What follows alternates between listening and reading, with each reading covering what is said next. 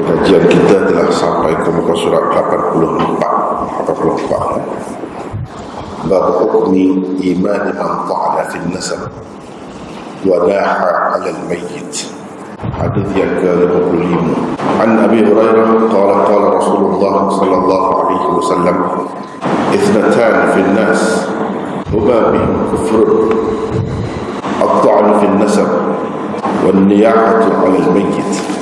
Hadis seterusnya, hadis yang ke-56. An Jaririn qala Rasulullah sallallahu alaihi wasallam ayyuma 'abdin abaqa faqad bari'at minhu adh-dhimmah. Hadis yang ke-57. An Jarir bin Abdullah yuhaddithu 'an an-nabiy sallallahu alaihi wasallam qala idza abaqa al-'abdu lam tuqbal lahu salatun. Hadis ke-58. An Zaid bin Khalid al-Juhani qala shalla bina Rasulullah sallallahu alaihi wasallam salat as-subh bil Hudaybiyah fi ithri as-sama' kanat min al-layl falamma insarafa aqbala 'ala an-nas faqala hal tadruna madha qala rabbukum qalu Allah wa rasuluhu a'lam قال أصبح من عبادي مؤمن بي وكافر فأما من قال مطرنا بفضل الله ورحمته فذلك مؤمن بي كافر بالكوكب وأما من قال مطرنا بنوء كذا وكذا فذلك كافر بي مؤمن بالكوكب. Hadis yang ke-59. An Ibn Abbas qala mutira an-nasu ala ahdi an-nabiy sallallahu alaihi wasallam faqala an-nabiy sallallahu alaihi wasallam asbaha min an-nasi syakirun wa minhum kafir qalu hadhihi rahmatullah wa qala ba'dhum laqad sadaqa nawfu kadha wa kadha.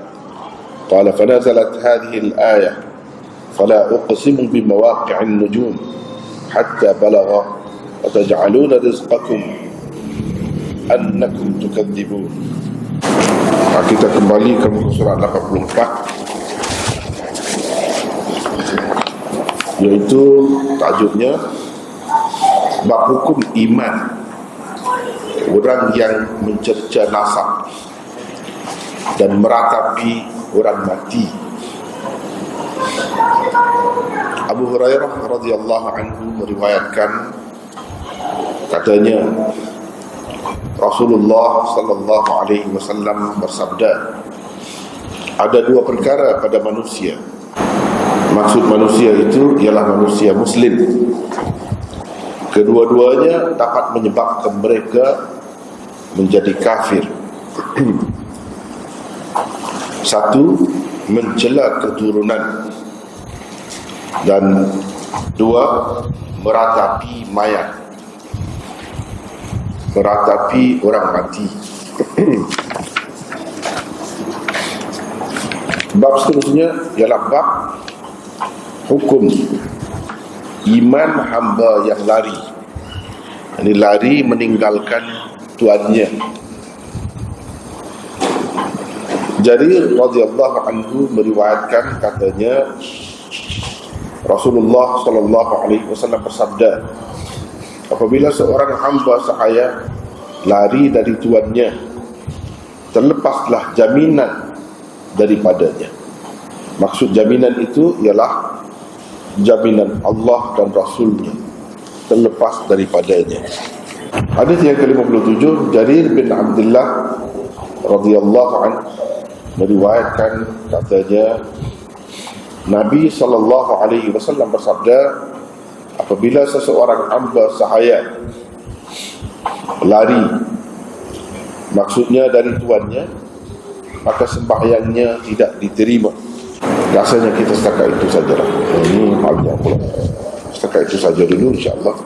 Tengok kita bincang sejauh mana boleh pergi. Kalau boleh lagi, kita teruskan lagi, insya-Allah.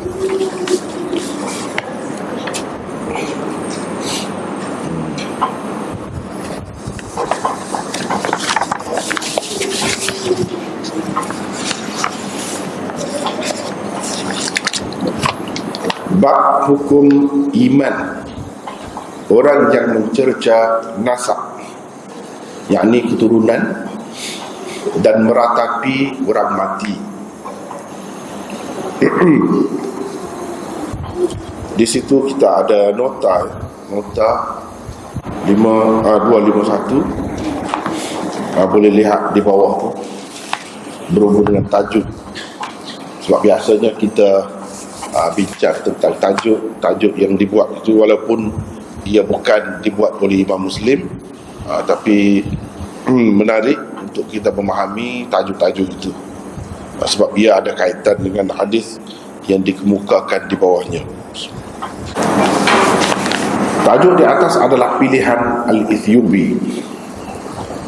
Imam An-Nawawi, Qadhi Iyad dan kebanyakan penyusun matan membuat tajuk untuk hadis seterusnya begini: Bab itlaqi ismil kufr ala ta'ni fil nasab wan niyah. Bab penggunaan lafaz kufur secara mutlak untuk perbuatan mencerca nasab dan meratap. Itu tajuk yang dibuat oleh Imam Nawawi, Qadhi Iyad dan lain-lain. Tajuk yang kita pilih di atas itu, bab hukmi imani man ta'ana fil nasab wa naha 'ala al-mayyit. Bab hukum iman orang yang mencerca nasab dan meratapi orang mati. Itu adalah yang dibuat oleh Al-Ithiobi, syarah kepada Sahih Muslim terkini. Dan saya nampak ini lebih sesuai, sebab ini berada di bawah bab iman. Jadi sepatutnya ada sebutlah perkataan iman itu. Cuba tengok tajuk ni, hukmi imani, ada berkenaan dengan iman. Ada pentajuk bab yang dibuat oleh Imam Nawawi, Qadhi Iyad sebelumnya. Qadhi Iyad itu syarih sebelum daripada Imam Nawawi lagi. Dia tak ada sebut perkataan iman, sedangkan ini berada di bawah bab iman. Walau bagaimanapun tak betul juga, sebab dia ada sebut lawan kepada iman. Dalam, cuba kita perhatikan tajuk bab itlaqi ismil kufri, kufur, dia ada sebut kufur. Jadi Nabi SAW sebutkan kufur terhadap perbuatan seperti ini. Kufur itu lawan iman, jadi ada kaitan jugalah dengan iman. Tetapi perkataan iman itu sendiri tak jelas di sini, walaupun sebut lawan.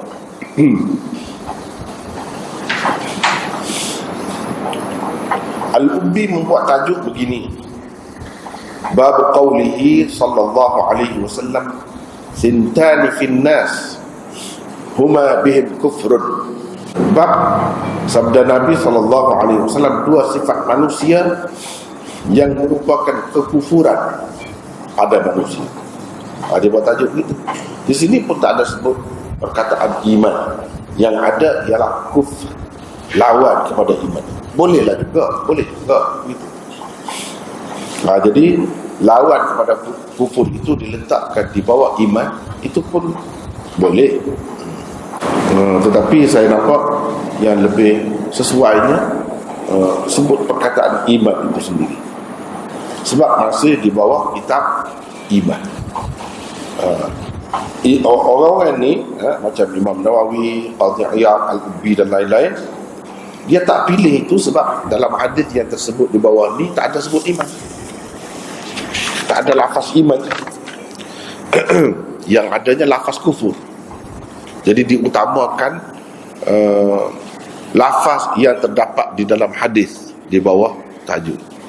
Masing-masing pilihan lah, masing-masing pilihan. Itulah berkenaan dengan tajuknya. As-Sanusi pula membuat tajuk begini: Bab ta'ni fil ansab wan niyah 'ala al-mayyit. Bab mencerca nasab dan meratapi orang mati. Langsung tak ada sebut iman ke kufur ke, tak ada sebut dalam tajuk yang dibuatnya. Dia hanya mengambil kandungan hadis yang tersebut di bawah itu. itulah dijadikan sebagai tajuk bab, itu saja. Boleh juga, itu pun boleh juga, masing-masing buatlah. Al-Qurtubi tidak meletakkan apa-apa tajuk baru untuk hadis berikutnya. Hadis ini tak ada tajuk. Tak apalah, itu masing-masing tajuk yang dibuat oleh pensyarah-pensyarah kepada Sahih Muslim. Kenapa tidak tetap? Sebab ia tidak dibuat oleh pengarangnya sendiri. Imam Muslim memberi ruang, memberi peluang kepada orang-orang kemudian daripadanya untuk membuat tajuk yang difikirkan sesuai. Ini juga salah satu metod, satu cara penulisan ulama kita dahulu. Satu cara dia. Ini cara dia. Walaupun ada yang mengatakan Imam Muslim tak sempat buat tajuk itu kerana dia meninggal dunia. Tak sempat. Tetapi dia sudah susun hadis-hadis itu cukup sesuai dah. Ini beberapa hadis sesuai dengan tajuk, di beberapa hadis sudah sesuai, cuma tak sempat dia masukkan. Itu saja. Wallahu a'lam yang sebenarnya.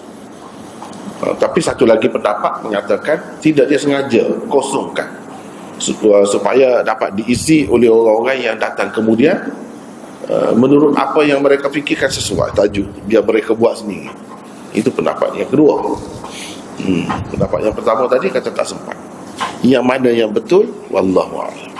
Kalau betul dia belum buat tajuk, mungkin sebahagian-sebahagiannya tak ada pula murid-murid dia yang sebut. Ada dengan saya sedikit begini, ada. Atau langsung dia tak sempat buat, dia baru bercadar, boleh jadi. Tak ada pula orang yang tanya isteri dia ke misalnya, adakah dia ada buat sedikit, satu dua ke yang sempat, ataupun dalam mana-mana tersimpan. Tak ada pula sebut gitu. Jadi hanya andaian sajalah yang mengatakan dia tinggal supaya diisi oleh orang lain, itu pun andaian juga. Andaian juga. Sebabnya kalau kita perhatikan, tapi bagi saya lah, yang lebih sesuai, lebih munasabah ialah dia tinggalkan. Memang sengaja dia buat begini. Sengaja. Kalau kata dia telah buat dah tajuk, mana ada? Tak ada pula yang mendakwa. Ada beberapa 50 ke sempat dia buat, tak ada pula yang mendakwa begitu. Sedangkan murid-muridnya ramai. Isteri dia pun tak ada dakwa begitu, ada dalam simpanannya, simpanan murid. Mana-mana ada ke? Tak ada yang mendakwa begitu.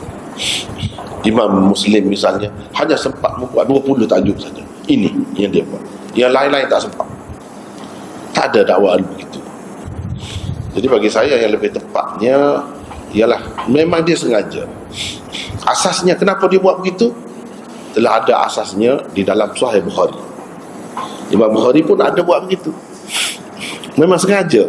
Imam Bukhari mengikut kebanyakan ulama, tajuk-tajuk yang dia kosongkan itu memang sengaja dia buat. Itu sebagai latihan lah, kerja rumah yang diberikan kepada pembaca kitab-kitabnya supaya isi sendiri. Dan itu telah pun dilakukan oleh ulama-ulama. Mereka isi sendiri.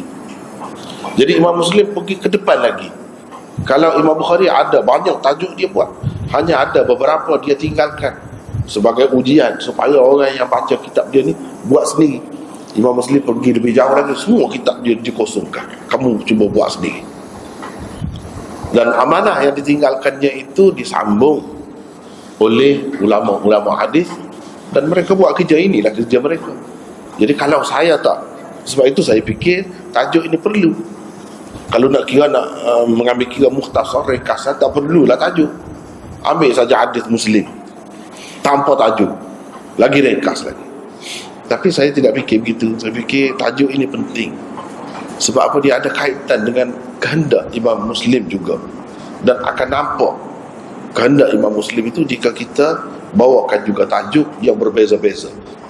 Sebagai bukti bahawa ulama-ulama kita telah membuat sesuatu. Bukan dia biarkan begitu saja. Harapan Imam Muslim itu tanpa dipenuhi harapan Imam Muslim itu. Jadi tak ada siapa pun yang menghiraukannya. Tidak. Jadi kita nampak daripada kerja-kerja ulama-ulama hadis ini bahawa usaha-usaha hadis ini ada kesinambungannya. Tidak kata seorang mati dia berhenti begitu saja, putuslah. Tidak. Bahkan ada usaha-usaha sebagai penyambung kepada usaha yang telah ditinggalkan oleh imam-imam dahulu, termasuklah Imam Muslim. Jadi itu maksudnya. Jadi bila kita tengok tajuk-tajuk yang dibuat tu, nampak usaha masing-masing, kadar masing-masing, dan walau bagaimanapun mereka cuba menyesuaikan tajuk dengan bab dia, dengan bab besar dia, menyesuaikan tajuk dengan hadis yang dikemukakan oleh Imam Muslim. Itu semua penting, semua menarik. Tak apalah kita pergi kepada hadis 55, diriwayatkan oleh Abu Hurairah. Katanya Rasulullah sallallahu alaihi wasallam bersabda, ada dua perkara pada manusia, yakni manusia muslim. Yang dimaksudkan manusia di sini ialah manusia muslim. Sebab pada orang kafir itu memang biasalah, memang itu pun amalan mereka, memang itu pun kebanggaan mereka. Tapi dalam Islam ni ada juga lagi pada ketika itu. Dan Nabi SAW tegur benda ni sudah ada dah zaman dia, ditegur, jadi elok, bersih. Selepas itu apa yang Nabi SAW sebut ini ternyata tidak terikat dengan zamannya sahaja. Selepas Nabi SAW meninggal, timbul pula masalah ini, dan sampai zaman kita ni ada dengan cara yang mungkin berbeza-beza lah, tetapi hakikatnya ialah sama. Jadi teguran Rasulullah SAW ni, hadis ini, dalam bentuk hadis ini, tidaklah terbatas, terikat dengan masyarakat dan zaman tertentu. Lebih ketara, lebih terasa kita, ia mencakupi semua zaman. Dan bila kita tengok kepada kenyataan, memang betul apa yang Rasulullah SAW tegur dan sebut di dalam hadis itu, rupanya ia akan memanjang, boleh jadi panjang. Memang betul. Dan padahal benda ni bila seseorang itu Islam, tak sepatutnya ada pada dia. Sebab ini adalah ciri-ciri kafir, ciri-ciri kekufuran, yang dikatakan huma bihim kufrun, merupakan kekufuran yang ada pada mereka, yang sepatutnya tidak ada bila dia menjadi seorang Muslim. Menjadi seorang Muslim. Tetapi ialah nak jadi seorang Muslim yang sempurna, itulah yang Nabi SAW selalu tekankan dalam banyak hadis itu. Bukan senang, banyak perkara dia kena selesai. Dia kena selesai. Kadang-kadang ni kita ni terikat, terpengaruh, terkesan dengan adat kesan, terkesan dengan masyarakat, terkesan dengan budaya. Sebab yang masuk agama Islam ni latar belakangnya tak sama. Kalau orang Melayu masuk Islam, dia banyak budaya-budaya dia, adat resam dia. Boleh jadi nak tinggal benda-benda itu makan masa juga, susah. Begitu juga bangsa lain. Kalau bangsa yang nak masuk Islam, di bangsa Cina pun ada. Dia ada adat resam dia sendiri, ada budaya dia, dan ada tabiat mereka yang sendiri. Begitu juga bangsa-bangsa yang lain. Inilah yang menyebabkan ada benda-benda ni jadi berterusan itu. Masyarakat Arab sendiri pun ada juga ada resam mereka tu, yang bila masuk Islam susah nak tinggal. Adapun sahabat-sahabat itu, mereka imannya sangat tinggi, sangat kuat, dengan mudah bila ada perintah daripada Nabi mereka tinggalkan. Sebab itulah mereka jadi generasi terpilih, dan mereka yang istimewanya menerima Islam itu dan dididik oleh Rasulullah SAW sendiri. Itu yang istimewa. Kita ni yang kemudian ni tidak begitu. Kemudian semakin jauh daripada Rasulullah, budaya pun semakin menebal, adat Islam pun begitu juga. Jadi nak tinggal tu susah, sebab iman pun tak kuat. Yang mengajar pun bukan Rasulullah SAW sendiri, orang lain yang lemah seperti kita. Jadi banyaklah halangan-halangan nak menjadi seorang Muslim, seorang mukmin yang sempurna itu. Ambil masa. Itulah hakikatnya. Jadi Rasulullah SAW sebut dua perkara dapat menyebabkan mereka menjadi kafir. Di situ kita ada nota di situ. Maksud perkataan kufur atau kafir yang disebutkan di dalam hadis ini sama saja dengan maksud kufur di dalam hadis 54 sebelum ini. Untuk itu sila lihat nota 246 dan 250 di sana sudah bincang bahawa kufur itu ada dua macam. Satu kufur sebenar, jadi kafir lah, tidak Islam lagi. Dan Islam kena mengucap semula. Itu kufur yang sebenar. Yang kedua kufur nikmat. Kufur nikmat lawannya syukur. Tidak jadi kafir betul, tidak keluar daripada Islam, tapi tidak sempurna Islam. Tidak sempurna Islam. Begitu. Lawan kepada syukur, tidak syukur kepada nikmat Tuhan. Benda ni yang disebut ini sebenarnya satu nikmat, satu kurniaan Tuhan. Keturunan, zuriat, apa ni? Satu nikmat Allah SWT. Tiba-tiba kita menafikannya. Mana kita tidak bersyukurlah. Kita tak sedar bahawa itu nikmat. Kita buat mudah saja, tinggalkan. Bahkan kita mencercanya pula kerana tak sedar bahawa itu nikmat daripada Allah SWT. Sepatutnya orang Islam, orang mukmin, dia menghargai, dia tahu itu satu nikmat daripada Allah SWT. Dia tak akan buat begitu. Cuma dalam keadaan yang tak sedar ataupun tidak ada pengetahuan yang mencukupi, pengetahuan agama yang mencukupi, dia boleh jadi begitu. Boleh jadi menafikan, menolak, mencaci zuriatnya sendiri atau zuriat orang lain, keturunan orang lain. Ini semua kerana tak faham agama. Padahal agama menyedarkan manusia bahawa benda ini adalah satu nikmat yang patut disyukuri. Tidak menghargainya boleh menyebabkan seseorang itu jadi kafir atau kufur nikmat. Kufur nikmat. Itu makna satu lagi kepada kufur. Ataupun dalam istilah setengah-setengah ulama hadis, dia panggil kufrun duna kufrin. Itulah yang istilah Imam Bukhari dalam tajuk bab yang dibuatnya, bab kufrin duna kufrin. Kufur yang darjatnya di bawah daripada darjat kufur yang sebenarnya. Kufur yang sebenarnya jadi kafirlah, tidak Islam. Yang ni walaupun di bawah tidak sesuai juga ada pada seorang mukmin, seorang Islam. Sepatutnya kufur walaupun rendah daripada kufur yang pertama tadi, tidak ada juga pada orang Islam. Tetapi kadang-kadang kerana kecuaian atau apa-apa sebab, ia boleh berlaku, boleh ada pada seseorang Islam. Jadi kita tengok nota sana lah. Saya sudah isyaratkan nota berapa-berapa tu, tengok pula lah. Sebab tak mahu ulang.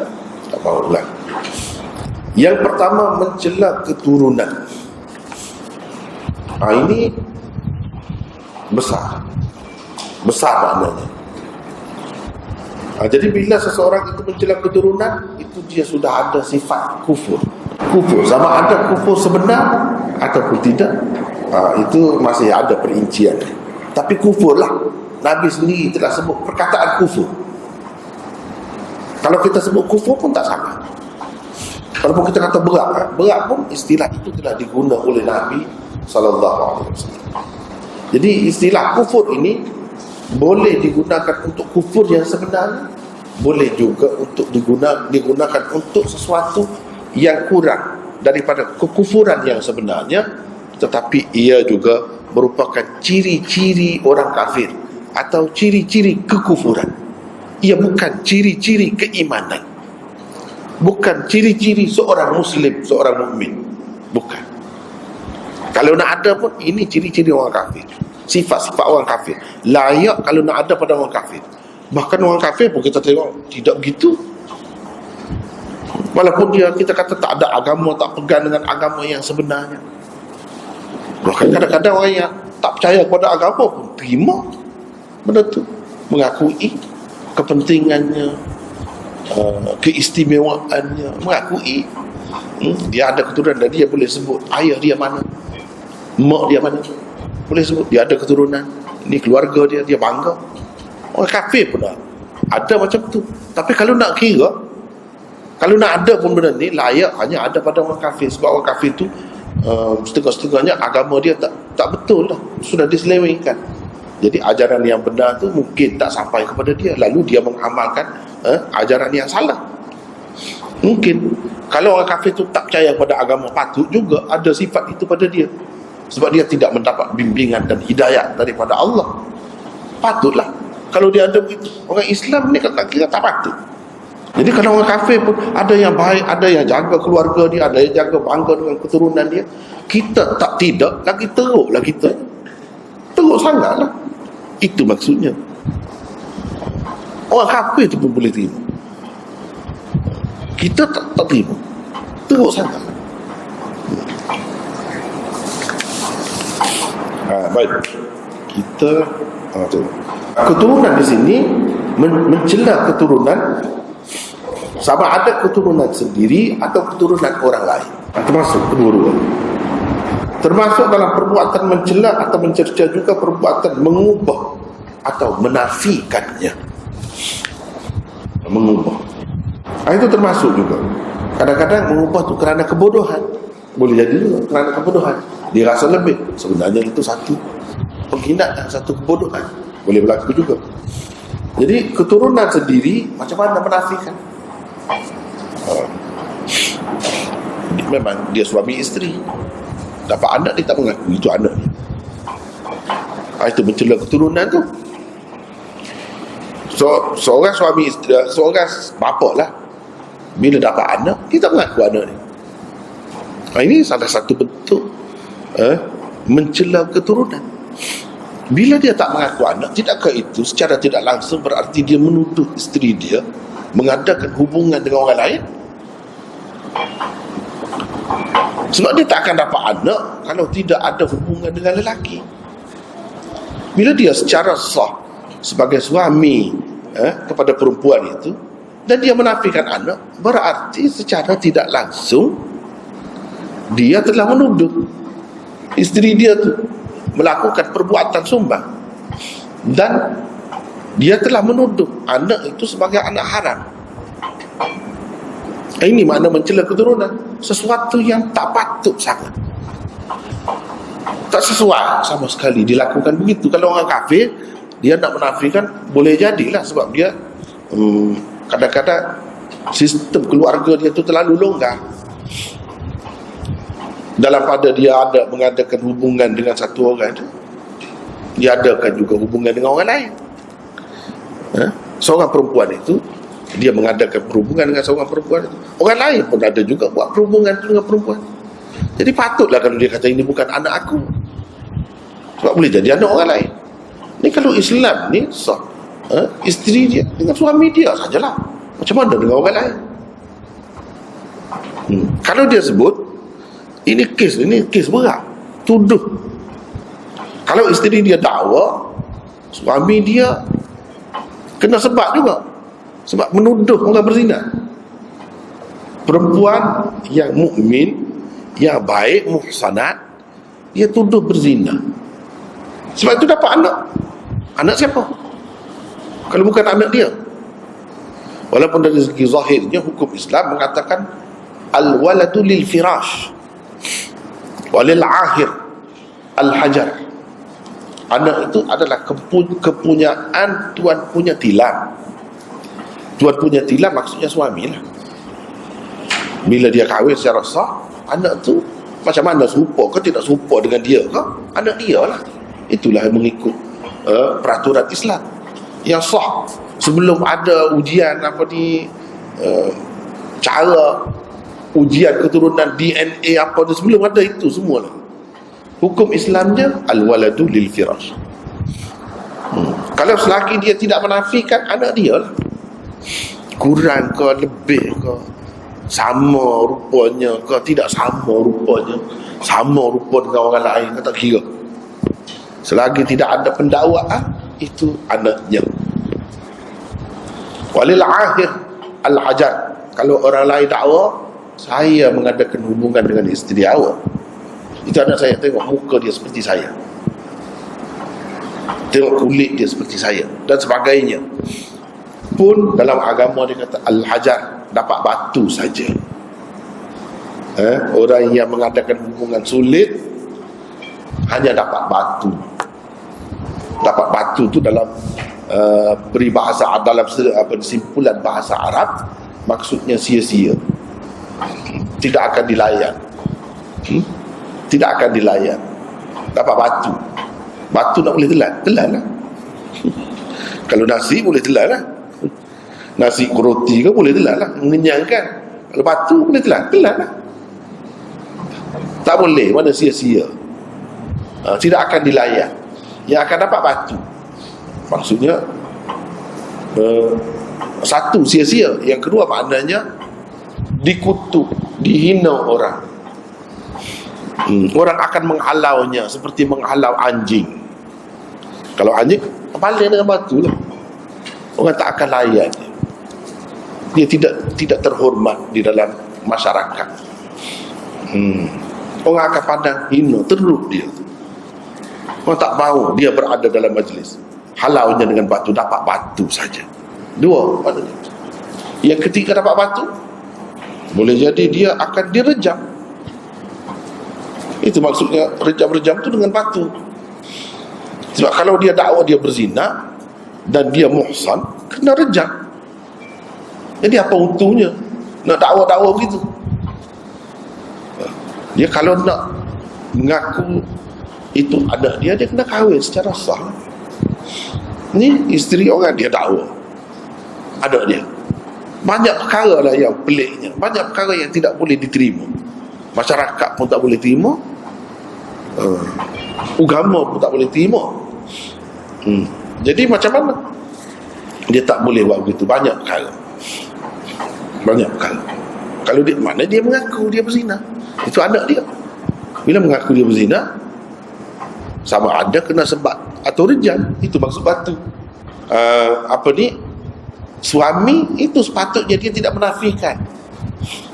Bukan dia tak boleh. Dalam Islam pun ada hukumnya boleh menafikan, tapi dia adalah akibat dia. Akibat dia, kalau dia tidak sanggup berli'an, kena sebat 80 sebatan. Seperti orang lain jugalah. Cuma oleh kerana dia suami, dia boleh untuk melepaskan dia daripada hukuman itu. Ada satu cara, sebab dia ada keistimewaan dia. Jika dia sanggup berli'an, lepas lah. Kalau tidak, kena sebat walaupun suami. Nak melepaskan ada. Kalau orang lain tak boleh. Nak berli'an ini khusus untuk suami isteri saja. Orang lain tak ada hak untuk berli'an. Orang lain kalau tuduh kena terus lah. Ni kalau suami ada hukumnya, dia kalau berli'an lepas. Dan isteri dia pun, kalau dia tak mengaku, dia kata tak, tuduhan saja, tak kena juga hukuman, lepas juga. Itu li'an, ada satu jalan. Tapi kalau orang lain tak ada, tak boleh nak tuduh begitu. Jadi satu bentuknya ialah suami tu tak mengaku, tak kata itu anak dia, dia menafikan anak dia, padahal sebenarnya anak dia. Ini mencela keturunan, satu bentuk. Mencela keturunan banyak lagi. Kita tuduh orang tu anak zina sebab ayah dia tidak diketahui. Mencela itu pun satu bentuk mencela juga. Nak menjatuhkan maruah dia. Benda dia tak boleh buat begitu. Mungkin dalam keadaan-keadaan tertentu sahaja boleh kita sebut benda-benda macam ni. Saja-saja kita nak buat nak buat perbualan, itu tak boleh. Terutama kalau orang tu orang baik, walaupun betul dia anak zina, dia memang seorang yang soleh, seorang yang baik. Jadi kita tak boleh nak sebut dia. nak menghina dia sewenang-wenang, kecuali kalau sampai satu peringkat. Mungkinlah boleh satu peringkat. Bisik-bisik kalau kita betul-betul tahu, memang tahu. Jadi kena bagi tahulah. Misalnya nak kahwin dengan dia. Kena bagi tahu. Terpaksa lah tu.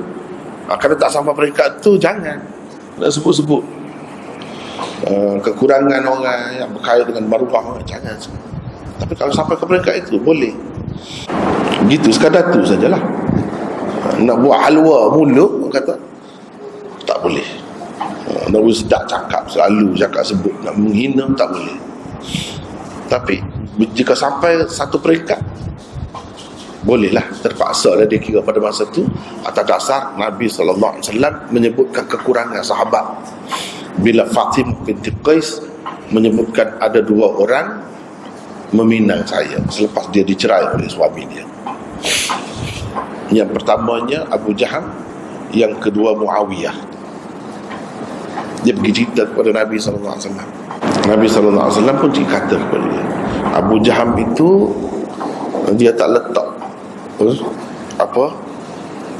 tongkat dia sentiasa di atas bahu. Itu dia sebut. Muawiyah ni su'luk, seorang yang papa kedana, kata dia, miskin. Dia sebut. Jadi kalau kekurangan macam tu pun disebut, boleh disebut, sebab dia nak pilih untuk jadi suami ni seumur hidup ni. Seumur hidup. Jadi dia patut tahu. Apalagi kalau yang lebih besar lagi daripada tu, yang lebih mengaibkan lagi. Jadi patut kita cerita dalam keadaan itu, dengan cerita cara bisik-bisik lah, cara bisik-bisik, dan simpan amanah itu. Jangan kamu heboh-hebohkan, kamu simpan sendiri. Tapi itu hakikat. Saya nak cerita. Jadi bolehlah cerita. Kemudian mencela keturunan. Kita kata dia di bangsa apa, ikutlah sebut bangsa apa, cakai apa. Kalau kita kan selalu biar kita nak menghina orang, kita kata gitu lah. Orang hutan, orang apa kita sebut, itu menghina juga. Tak boleh menghina. Keturunan Allah sudah takdirkan, bukan pilihan kita. Yang jadi mulia, inna akramakum indallahi atqakum, yang paling bertakwa. Orang tu kalau soleh, kalau bertakwa, dia lebih tinggi daripada orang lain, tak kira daripada keturunan mana pun dia. Kita nak menghina seseorang kerana keturunan dia, tak boleh. Nak kata bangsa ni tak boleh. Memang manusia pun tak suka, dia akan naik angin.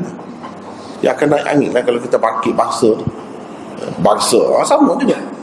Mencela bangsa, itu satu keturunan yang besar tu. Kalau dah sampai peringkat bangsa tu, satu masyarakat yang besar, maka dia akan menyentuh perasaan. Jadi tak boleh sebut perkataan-perkataan yang menghina. Padahal semuanya, walaupun berbeza keturunan, berbeza bangsa, semuanya Islam. Orang Islam, yang bukan Islam pun tak boleh kita menghina, apatah lagi yang Islam. Sama juga merasa hina diri kalau disebut keturunan kita, sebab ayah kita orang miskin. Itu lagi tak patut, tak mau sebut, takut orang tahu, jadi nampak hina gitu. Kita sendiri berasa hina. Sebenarnya tak ada hina pun. Ayah kita tidak berpelajaran, tapi kalau ayah kita tu seorang yang hebat, penuh-penuh mulut kita boleh sebut, saya anak dia. Senyum, senyum dengan senyum, sebut ke depan perginya. Sebab ayah, sebab ibu. Tak boleh begitu. Kalau kita daripada keturunan biasa, lagi hina. Sepatutnya orang biasa buta huruf lah, katakanlah ayah mak kita buta huruf, sepatutnya kita lagi berbangga. Tapi kadang-kadang manusia ni kalau tak kena kaya, dia jadi rasa malu. Sepatutnya dia rasa bangga, sebab saya, walaupun ayah saya buta huruf, saya jadi pegawai tinggi. Tengok sekarang ni saya jadi seorang pegawai tinggi. saya telah jadi menteri, saya telah jadi apa-apa sajalah yang dianggap lebih dalam masyarakat tu. Padahal kamu daripada keturunan yang lebih pun jadi apa, ikutlah apa-apalah kita kata, jadi kutu masyarakat kita. Boleh jadi benda tu berlaku. Sepatutnya kita bangga. Tapi kadang-kadang manusia dia merasa hina nak sebut tu. Sebab ayah dia duduk di hulu, nak sampai ke rumah tu berapa kali naik perahu, dia malu. Itu tak boleh. Itu pun satu bentuk celah keluarga, celah keturunan juga tu. Banyaklah bentuk-bentuk celah keturunan itu. Banyaklah. Begitu juga di satu pihak kita nampak dalam masyarakat itu, bila dia ambil seseorang budak sebagai anak angkatnya, maka dibinkan kepada dia, kepada bapa angkat. Itu pun salah juga. Satu bentuk mencela keturunan dia. Kenapa tak sebut keturunan dia sebenarnya? Hina ke dia? Tak layak ke? Di satu segi kita kata kita bagi nama kita tu nak jaga hati dia, kerana kita sayang kepada dia, nak menyatakan kita sayang sangat kepada dia, kita jadikan dia macam anak kita, binkan kepada kita. Dari satu segi nampak begitu. Di satu segi yang lain, sudut yang lain, kalau kita tengok, itu satu penghinaan, mencela keturunan dia tu. Kenapa? Ayah dia sudah tidak layak, padahal memang darah daging orang tu. Kita merampas hak ayah dia yang sebenarnya, kita ambil bagi pada kita. Seseorang yang kita mengatakan ayah dia tak layak. Kenapa? Kita pelihara budak ni mungkin kerana miskin dia, mungkin kerana miskin. Jadi ayah dia kerana miskin tu dah tak layak. Anak ni dipinkan kepada dia, itu kah? Kalau begitu maknanya kita telah menghina, mencela keturunan itu satu bentuk mencela keturunan juga. Tak boleh begitu. Sebab itu Islam tak bagi ud'uhum li'abaihim huwa aqsatu 'indallah. Kena panggil manusia ini dengan binkan kepada ayahnya. Itu lebih adil di sisi Allah, lebih baik di sisi Allah, daripada kita binkan kepada orang lain. Selain daripada akan menimbulkan banyak lagi masalahnya, masalah pesaka, nanti dia akan tuntut. Masalah hubungan adik-beradik, dia anggap dah ini adik-beradik, kenapa pula dipisahkan? Kenapa pula tak boleh bersentuh? Kalau yang pakai mazhab batal air sembahyang macam mazhab Syafi'i itu, memang kenapa pula batal? Dah kalau adik-beradik banyak-banyak perkara timbul kemuskilan. Akhirnya pecah juga rahsia. Mungkin si anak tu akan marah pula pada bapa angkat, kenapa sembunyikan ayah dia yang sebenar. Kita kata kita kasih pada dia, kita nak bagi kasih sayang sepenuhnya, tapi bila dah tak kena dengan cara yang dikehendaki Allah, akan menimbulkan banyak perkara yang tidak baik, yang mungkin kita tak nampak. Ketika kita pilih tu kita tak nampak, kemudiannya budak tu marah pula pada kita. Kenapa tak cerita bapa dia yang sebenar? Dia telah dihalang selama berapa puluh tahun, tak bertemu dengan ayah dia.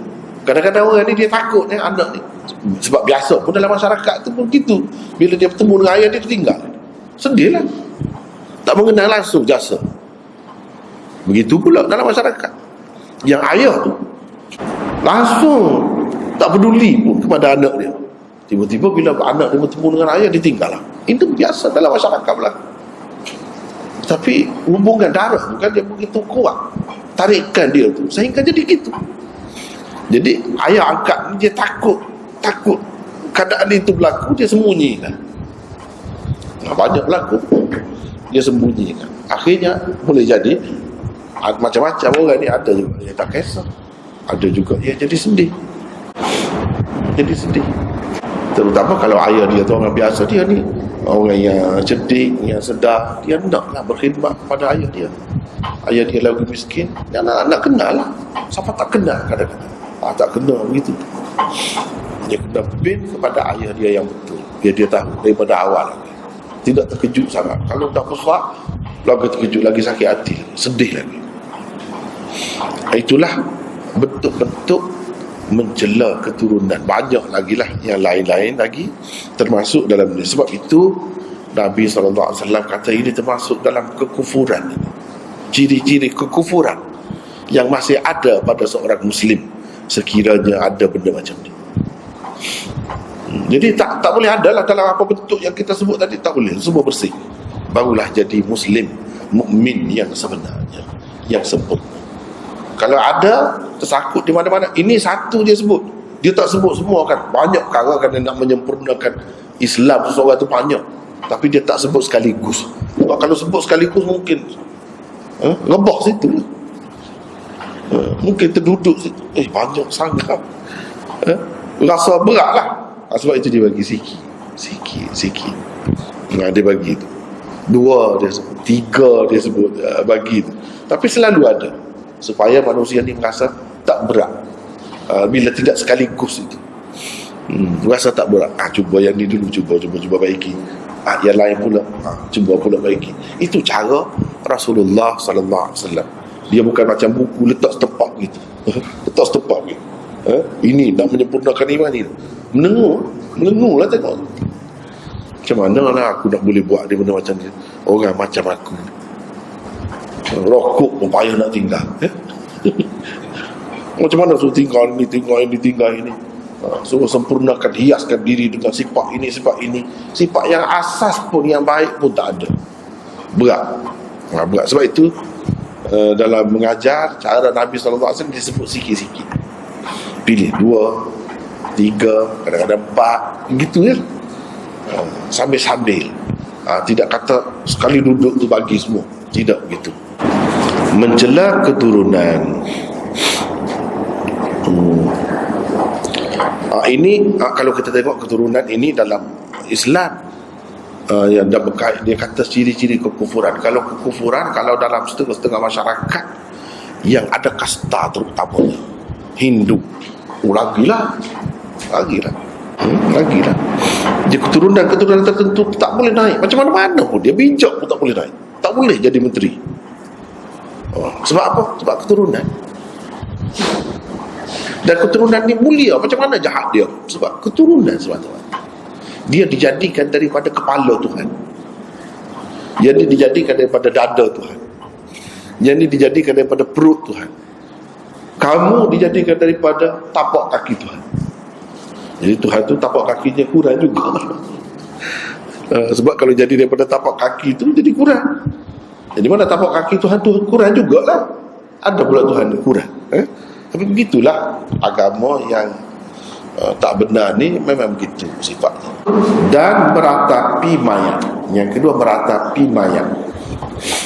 Di zaman Rasulullah SAW dulu, keturunan ini memanglah, walaupun dia jahiliah, tapi dia ambil kira juga benda-benda tu. Sebab tu dijaga juga. Jadi fitrah manusia lah, jaga keturunan ini. Fitrah semula jadi manusia. Manusia yang suci, dia akan jaga benda-benda ini. Dan meratapi mayat, itu yang kedua. Meratapi mayat itu bukan cara kita orang Islam. Tapi kalau kita tengok orang kafir, memanglah. Kemudian dia ada berkait dengan adat pula. Adab semula jadi, bangsa tu pula, perangai semula jadi. Dia ada lah tu benda-benda macam tu. Kalau kita tengok kan, setengah-setengah bangsa tu, kalau nak orang biasa ni, yang biasa nak bersalin tu kan, guyuh rendah. Dia bertepik dah, macam-macam. Ada yang lebih teruk lagi, dia maki suami dia. Sebab kamu lah macam ni dia. Orang Islam pun ada juga. Orang Islam pun ada juga, tapi tak ramai.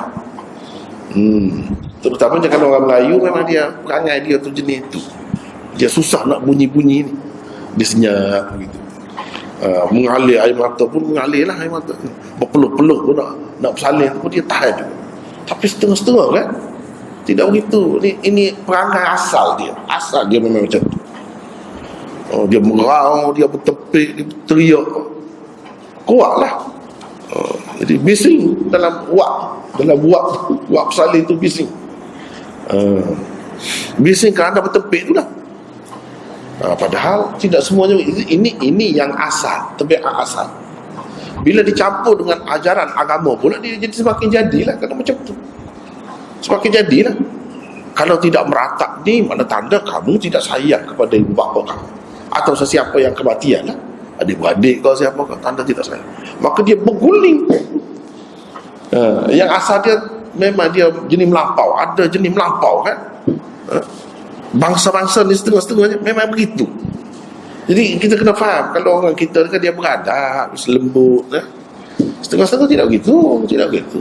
Sebab saya pernah duduk dalam macam-macam masyarakat, saya tengok di setengah-setengah tempat di Pakistan roti ni Islam tapi perangai asal dia. Jadi kalau ditambah dengan ajaran tertentu, dia semakin menjadi. Tu nak ceritanya. Kita makan roti, nak tambah roti, dia balik. Betul. Kita kena sambung. Jadi lucu. Kalau orang tengok, kalau orang ambil gambar rakam, lucu. Kasar cara dia. Kalau kita nak beli, kita olok duit, olok barang, dia campur. Memang begitu. Tadi tak ada apa pun, kedai itu tetap laku. Kalau kita buat macam tu, tak pergilah. Cuba tengok perangai dia tu semula jadi dia. Ni kalau dia ajar pula kena meratak, kena apa, inilah yang kita tengok. Kalau kita sekarang ni boleh tengok. Ada dalam video, dalam YouTube, dalam apa ni, boleh tengok macam-macam budaya, adat manusia di dunia ni. Ambil pasir ni jual atas kepala. Kemudian dia tarik rambut ni sampai meraung-raung, tepik, berguling-guling. Siapa macam tu bila dia meratap lah. Meratapi maya. Apa yang dilakukan oleh orang-orang Syiah pada 10 Muharram itu meratapi maya. Kematian Sayyidina Husain lah, berapa ribu tahun, 1000 tahun lebih. Tengok apa dia buat. Ini atas ajaran agama pula lah. Ajaran agama, atas nama agama. Dia palu belakang dia tu dengan pisau, dia tajam sampai berdarah-darah, leceh-leceh darah. Dia hiris kepala anak dia tu, hiris. Agama punya pasal. Terus tengok. Ini meratapi lah hakikatnya. Meratapi, nak menyatakan kesedihan atas kematian dia, nak menyatakan kita ni betapa sayang kepada dia. Itu semua ni orang Islam lah. Orang luar tengok orang Islam lah. Kerja orang Islam. Jadi meratapi mayat ni dalam apa bentuk sekalipun tak boleh dalam Islam. Kalau buat juga tak sempurna lah Islam. Ada ciri-ciri kekufuran pada dia. Benda ni kalau nak orang kafir buat, dah sabar juga kita kata. Patutlah, sebab dia tak ada panduan. Kita yang ada hidayah, ada panduan, ada Quran dan Sunnah, macam mana boleh jadi macam tu? Tak patutlah. Tapi benda ni memang berlaku. Kalau Syiah itu nyata benar lah. Tapi pada pandangan orang luar, dia kata orang Islam, perbuatan orang Islam. Dan dia kalau dia ada perkumpulan dia, masyarakat dia di mana-mana, di barak pun dia buat, dia tak kira. Biarlah orang nak teruk Islam. Macam ni ke Islam? Dia tak kira. Ini manusia yang Nabi SAW kata ada ciri-ciri kekufuran. Seseorang yang beriman sebenarnya tak ada macam ni. Dia berguling-guling. Kalau yang tidak menangis, dia cubit. Dia menangis. Dalam budaya setengah-setengah tu, orang perempuan lah biasanya, orang perempuan lah buat kerja benda-benda macam tu. Orang perempuan kumpul ramai-ramai, menangis, bertepik, berteriak, meraung. Yang tak jadi tu dia cubit. Dia cubit, dia pukul kau. Dia menggalakkan orang tu supaya buat sama-sama, biar bising bunyi. Itu tanda simpati, tanda sayang kepada si mati. Siapa yang tak buat begitu akan dipulau, akan dibuat macam-macam dalam masyarakat. Teguh. Ini termasuk dalam meratapi si mati. Dan dalam hadis ada sebut, hadis Jabir, sahabat-sahabat lain dia sebut. Dan itu dia buat. Orang kita kata dia tidak meratap. Sebab apa pun kita buat, makan kenduri mati saja. Kenduri kematian itu tidak meratap. Padahal dalam hadis sebut, kunna na'uddu sin'ata ta'am inda ahli baitil mayyit minan niyah. niyah. Kami mengira, kami mana maksudnya sahabat-sahabat Nabi di zaman Nabi lah, generasi itulah, mengira buat makan di rumah si mati itu termasuk dalam meratap. Tak kira lah, walaupun apa suka, itu bentuk meratap juga. Tak ada buat. Setengah-setengah dia takwil, nak mengadakan juga benda-benda macam tu. Dia kata yang tak boleh tu kalau ada ratapan bersamanya. Nabi tidak kata ada ratapan bersamanya. Perbuatan itu saja pun sudah merupakan meratap. Jadi tak boleh buat. Mudah saja. Tapi kadang-kadang orang nak buat juga dia pusing banyak. Pasal apa dah sudah jadi adat kan? Inilah susah. Kalau adat tu jadi agama, susah. Kita nak baiki makan masa. Dia tak boleh pusing pun. Kalau bawa kitab orang-orang yang dipercayainya, yang sangat dihormatinya, macam Syekh Daud, Fatwani dan sebagainya, kata ini bid'ah mungkar, ditakwil lagi, pusing lagi. Susah. Kalau bawa orang yang dia tak suka tu, orang dia tak terima tu, memanglah dia. Ni yang dia ikut pun dia pusing lagi, dia takwil lagi, susah. Waktu kata adat ni jangan dijadikan agama. Kalau jadi agama susah nanti. Nak baiki itu susah. Dah jelas dah dalam hadis tersebut, kita mengira sin'atat ta'am, buat makan. Setengah orang tu dia kata, jadi nak berlapar lah, dia tak boleh makan atas rumah. Jadi caranya dia pergi rumah sebelah tu makan. Bukan begitu, itu bukan begitu maksudnya. Kata rumah tu pun boleh makan, tapi maksud makan ni, bayangkan dulu umum buat ni, orang biasa, orang alim pun untuk lebay pun buat juga. 2 ekor lembu. Jadi macam kahwin, majlis kahwin. 2 ekor lembu. Buat gula kawah tu. Gula kawah macam kahwin lah, macam keduri kahwin. Cuma ini keduri kematian. 2 ekor lembu dah cadang, dah cadang daripada sebelum mati lagi ni buat. Cuba bayangkan adat ni cukup. Tapi sekarang ni alhamdulillah dah kurang banyak lah. Kurang pun masih lagi. Ini termasuk dalam ni juga. Tidak nanti berguling-guling baru meratap, merau-rau menangis baru meratap. Dah apa yang disebutkan oleh sahabat dalam hadis disebut macam tu. Tak ada sebut menangis. Iya betul tu. Kita kena terima begitu. Bukan makna tak boleh makan, tak boleh minum. Yang lapar tu makan lah, macam biasa lah. Kalau mari daripada jauh, buat air teh, kopi, minum lah, tak kisah tu. Ni cerita lain ni, yang kita sebut ni cerita lain. Saya yang hidup dalam masyarakat ni, tuan-tuan dan perempuan yang ada ni, yang hidup dalam masyarakat ni, tak tahu ke cerita tu? Tahu kan? 2 ekor lembu tu, gulai kawah tu, semua tahu. Jadi itu yang dipersoalkan. Bukan makan minum di atas rumah tu, tak ada halangan, makan lah. Yang Rasulullah SAW betul-betul suruh buat, kita tak buat.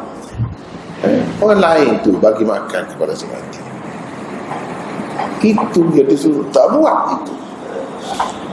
Dan sekarang dia tak buat lah gula kawah pun, tapi dia beli kedai lagi mahal lagi. Nasi bungkus mahal sekarang, kena sedia kan. Tak kira, mesti kena buat macam tu. Padahal orang baru makan, bukan orang lain, orang tempatan tu juga. Macam benda tu fardu kifayah, tak termasuk itu tu dalam nak menyempurnakan urusan mati, tak termasuk itu. Tapi dibuat juga. Itulah susah. Sebenarnya menyusahkan. Apa menyusahkan tu satu perkara, dah termasuk dalam ni pula. Tak ada pasal lah kita kata. Cari penyakit. Tak ada orang nak kerugian kalau orang tu cerdik, bijaksana, tak ada. Ini benda yang Nabi SAW larang dia buat. Dia pusing-pusing lah, takwil. Paling akhir tak boleh pergi. Dia kata, betul lah, kita terima lah, benda ni makruh, bid'ah makruh. Dah makruh buat apa? Kalau makruh buat apa? Sia-sia.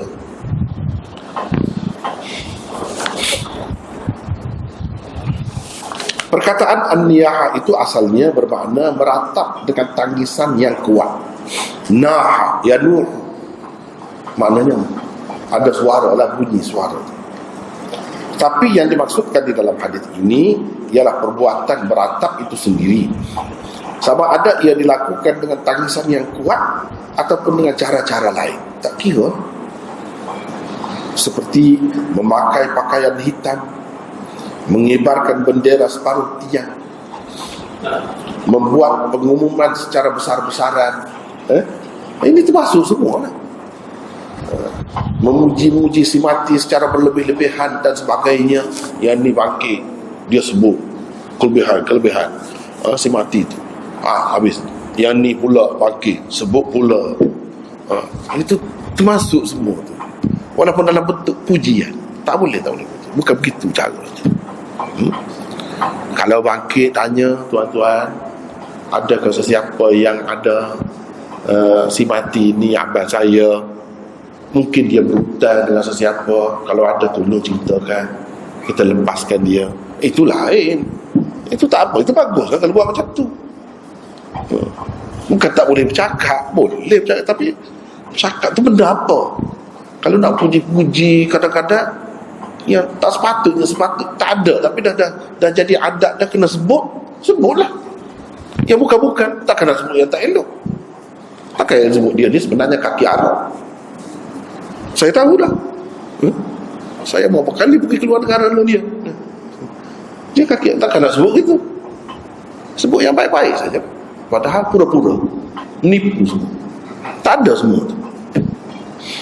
Suka dengar orang-orang miskin tu, tak ada semua, dibuat-buat saja. Ini pun termasuk dalam meratap.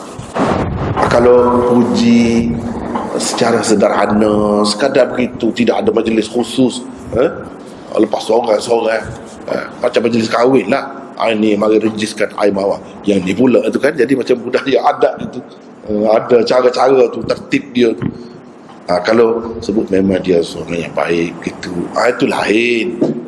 Itu yang Nabi tanya, pernah Nabi tanya apa dia sahabat-sahabat menyaksikan apa dia si mati sebagai orang yang baik, itu lain.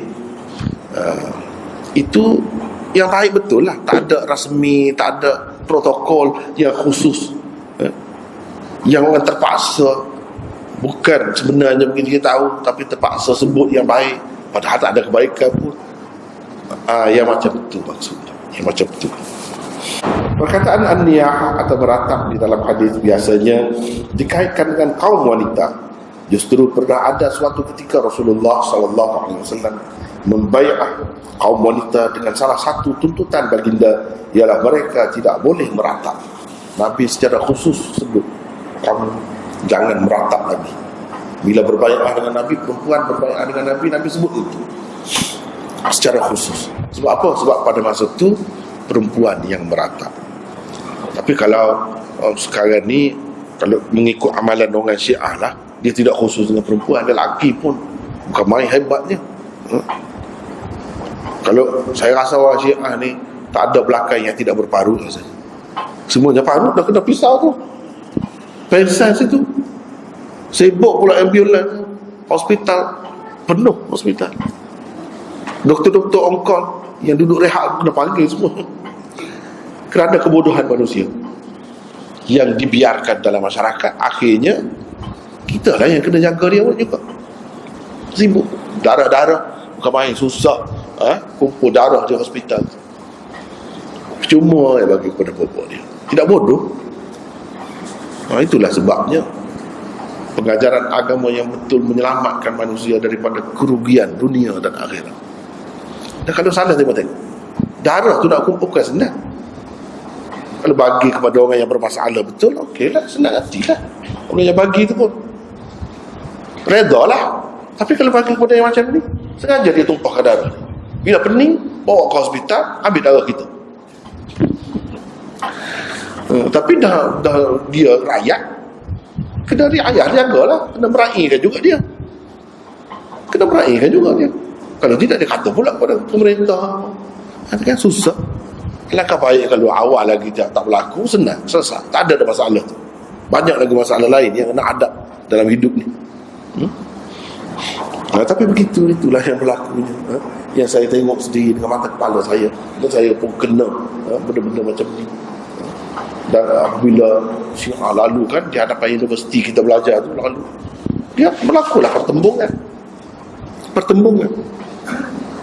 Jadi balik batu sampai polis pun datang, lepaskan gas pembersih mata. Saya sendiri pun kena bengkok sebab kita duduk situ. Dia kena dia sengaja pula. Dia nak buat upacara tu, nak lalu depan Sunni. Dan itu cari perbalahan, mencetuskan permusuhan. Kalau lalu ikut lain, apa salahnya? Dia nak lalu ikut situ. Jadi ada polis dia luluskan.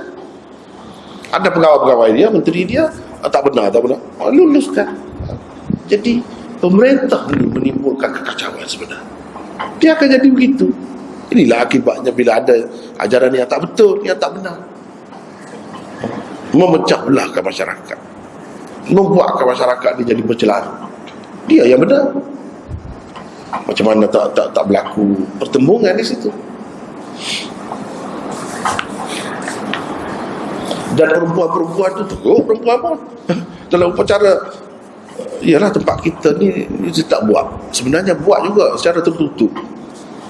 Alhamdulillah dia tak sampai berani buat tengah-tengah jalan. Dia kalau nak tengah jalan lah, jalan paling besar tu dia pilih. Yang perempuan pukul dah tu. Darah pula betul. Kuat pukul dia. Bunyi. Bila dia buat serentak tu, dum. Hasan, Ali, Fatimah, Hasan Hussein tu dia ulat. Itu zikir dia. Sampai berdarah keluar ke mulut. Apalah punya agama macam ni. Kemudian dikaitkan dengan Islam. Sebab itu kalau kita tak putus aib cemar nama Islam, mencemarkan nama Islam. Sebab itu kena tegas. Ini memang tidak Islam. Ditaruh-taruh rambutnya perempuan, jalan dia tengah jalan ni, itu yang ditunjukkan. Lagi orang tengok lagi dia suka. Koyak-koyak baju ni, koyak. Ini merataplah betul-betul zaman jahiliyah. Ya Nabi SAW kata, laisa minna man darabal hudud wa syaqqal juyub. Bukan dari kalangan kita orang yang menampar-namparkan mukanya. Ditampar-tampar merah muka, tampar. Itu tanda menyatakan kesedihan atas kematian Husain. Tampar muka dan koyak-kolat baju. Nabi kata bukan dari kalangan kita. Tapi ada juga atas nama Islam orang. Larangan ini sebenarnya tidak khusus untuk kaum wanita sahaja. Ia ditujukan kepada mereka secara khusus kerana pada masa itu mereka lah yang paling banyak terlibat dengannya. Ya, itu sebab. Jadi orang lelaki pun kalau ada dalam masyarakat ratapan yang seperti ini dalam apa bentuk sekalipun, tak elok. Itu bukan sesuai dengan Islam, bukan ajaran Islam. Apa bentuk sekalipun, walaupun tidak nampak ganas, walaupun tidak nampak teruk, kita kena faham semua bentuk ratapan dilarang oleh Islam. Orang Islam tidak meratap begitu. Antara kesimpulan yang dapat dipetik daripada hadis ini ialah satu, nasab atau keturunan manusia adalah suatu yang amat penting dalam kehidupan mereka. Ini suatu yang penting. Ini kena sedar. Khususnya orang Islam. Orang kafir pun sedar benda ni. Sebab itu dijaga keluarga dia, dijaga keturunan dia. Pada umumnya sebab Allah SWT letakkan di dalam jiwa manusia ni fitrah. Kesucian semula jadi itu dia ada. Kalau selagi orang tu tak teruk sangat, tidak berubah fitrah dia akan ada nilai-nilai ini. Dia akan jaga nilai-nilai ini. Kecuali kalau dia sudah musnah terus, tak kira lah tu, tak kira lah. Kalau manusia ni walaupun kafir, dia ada hati kecil dia, hati sanubari dia. Dia akan menolak benda-benda yang tak masuk akal. Sebab itu orang Syiah sekalipun dia melakukan mut'ah, dia sembunyi-sembunyi. Sebab hati kecil mereka tak boleh terima walaupun dia buat. Masyarakat pun tak boleh terima. Itu bukti benda ni bercagah dengan fitrah. Dan Islam tu kan agama fitrah. Jadi semua sekali bersih, daripada dalam sampai keluar, daripada kecil-kecil sampai sebesar-besarnya. Fitrah, suci. Tak sesuai dengan tidak suci. Adapun ajaran-ajaran lain, tak kira lah. Ajaran Syiah, kau bukan Syiah, cuba tengok masyarakat barat, tak bersih. Dah dapat 3 anak, tak kahwin lagi, nak dalam proses peringkat percubaan tu 3 anak lah. Itulah yang tidak bersih. Fitrah tak terima. Susah nak cari yang umur 15 tu masih lagi bersih. Ada darah suntik, tak ada. Semuanya sudah ada pengalaman sendiri. Itu masyarakat barat tidak bersih, sudah rosak. Tapi hati nurani, fitrah mereka masih ada. Sebab itu mereka malu nak cerita, tak cerita. Masing-masing buat tak tahu gitu. Sehingga kahwin, buat tak tahu. Sebab semuanya bersalah. Bukan satu pihak saja bersalah, semuanya terlibat. Bukan pihak perempuan saja, lelaki pun begitu juga. Jadi kahwin buat dia. Kalau sebut, naik juga. Rasa cemburu ke, rasa nak marah ke, apa, boleh jadi bergaduh. Fitrah manusia tu, nak cerita, fitrah manusia tu masih ada. Dia tidak padam terus. Tidak mudah nak padam yang itu. Dia tak boleh terima. Hubungan yang tidak sah tak boleh diterima oleh masyarakat, oleh manusia yang masih ada fitrah dia. Tidak apa dia orang kata, tidak masa ni berubah fitrah dia. Kalau selagi ada, walaupun teruk macam mana pun, dia akan jaga benda tu, dia akan sembunyikan. Kalau yang betul kan, mana ada sembunyi. Kahwin semua kita tolong pasal apa? Pasal perhiasan, dengan lampu-lampu klip-klipnya, dengan apa-apa semua kita tolong. Kenduri lagi kahwin besar-besaran, semua orang tahu, semua suka, bangga. Tak ada nak sembunyi, tak ada. Itu kalau yang betul. Kalau yang tak betul, dia adalah sembunyi. Itu hakikat. Tak kira Islam, tak kira tidak Islam, bangsa mana pun memang macam itu. Memang macam itu. Dan dianggap mulia orang yang kalau keluarga dia terpelihara, keluarga dia bersih, tak ada terlibat yang tak betul. Ya, dalam agama Islam kata tu tak betul, dia pun tak buat juga. Itu yang ada fitrah terpelihara. Mereka jaga. Yang merupakan salah satu nikmat besar, kurniaan Tuhan untuk mereka. Keturunan-keturunan ini, zuriat ini adalah nikmat Allah yang sangat besar. Nikmat Allah sangat banyak, tak terhingga banyaknya, tak boleh nak sebut, tak boleh nak bilang. Islam tu sendiri pun nikmat, itu dia paling besar. Makanan nikmat, macam-macam lah nikmat. Keturunan tu sendiri adalah nikmat. Yang mana orang Islam perlu sedar, bila nikmat, kita kena syukur atas nikmat. Itu ajaran Islam. Jangan kufur. La in syakartum la azidannakum wa la in kafartum inna azabi lasyadid. Kalau kamu bersyukur, kami akan tambah lagi nikmat pada kamu. Tengok syukur. Wa la in kafartum, tengok syukur lawan dia kufur. Jadi kufur itu maksudnya kufur nikmat, bukan kufur sebenar. Kufur sebenar. Jadi ada kufur lawannya iman, ada kufur lawannya syukur. Jadi kufur lawan syukur tu di bawah lagi daripada kufur lawan iman itu. Tapi ia tidak sesuai juga dengan iman, tidak sesuai juga dengan Islam.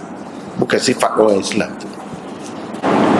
Mengingkarinya adalah suatu dosa besar dan boleh memporak-perandakan institusi kekeluargaan. Jadi tidak mempedulikan keluarga, keturunan ini besar akibatnya, besar akibat. Jadi porak-peranda masyarakat. Jadi tidak ada kasih sayang. Ikatannya hanya benda saja, dunia saja, duit saja, itu saja. Dia akan jatuh kalau masyarakat sampai ke peringkat itu. Sebab itu masyarakat barat sekarang ni sedang jatuh sebenarnya. Zaman maju dia tu, zaman hebat dia sebagai pengkaji, penemu dalam bidang tu sudah berlalu. Ini zaman kejatuhan. Tapi nak jatuh sesuatu tamadun ini dia bukan senang, ambil masa juga. Nak naik pun ambil masa, nak jatuh pun begitu juga. Sebab apa? Masyarakat dia betul-betul, keluarga dia bobrok, rosak, hancur. Anak tak tahu ayah, ayah tak tahu anak, berapa lama. Hubungan hanya duit, kerana duit. Tak ada hubungan keikhlasan itu. Orang yang di sebelah tak boleh percaya. Semua duit, perkiraan duit. Jadi kalau dah sampai begitu, teruk masyarakat, musnah. Tak ada lah siapa nak bela siapa. Manusia ni kalau dia ada, dia anggap benda tu bernilai, benda tu besar bagi dia, sanggup mati kerana membela isteri dia, bukan menceroboh isteri dia, menceroboh anak dia. Tapi kalau dah tak kisah, ikutlah orang buat apa pun. Itulah dalam Islam ni dia ajar benda ni. Itu susah nak tembus tu. Sebab sikit pun dah terasa tu. Itu maruah dia tu, begitu tepat, bukan mudah. Ni orang buat apa pun cium. Kalau cium tak kisah. Kalau berzina dengan adik-adik dia boleh tengok, berzina dengan mak dia boleh tengok. Apa maruah? Jadi anggap manusia ini seperti binatang saja, tak ada beza. Lama-lama orang buat apa pun dia tak kisahlah. Tak kisahlah. Sebab apa? Dah tak ada maruah, tak ada harga diri dah. Tak ada benda yang dipertahankan, tak ada. Semuanya boleh. Dan lagi kalau yang teruk lagi dah, kalau mak dengan anak pun berzina, macam mana? Itu berlaku. Dalam masyarakat barat berlaku teruk dah. Hancur sistem keluarga dia. Bila sistem keluarga hancur, tandalah masyarakat itu pun akan hancur. Dia tak akan bertahan lama. Duit apa semua tu boleh habis. Dan kalau kita tengok bangsa barat ni, dia makan tu hasil negeri jajahan dia tu. Tak tahulah sekarang ni takut habis. Masa banyak sangat. Takut tak habis lagi boleh jadi makan itu. Cukup dah dia. Dia pergi melabur mana-mana. Hasil daripada negara yang dijajah saja pun sudah berapa banyak.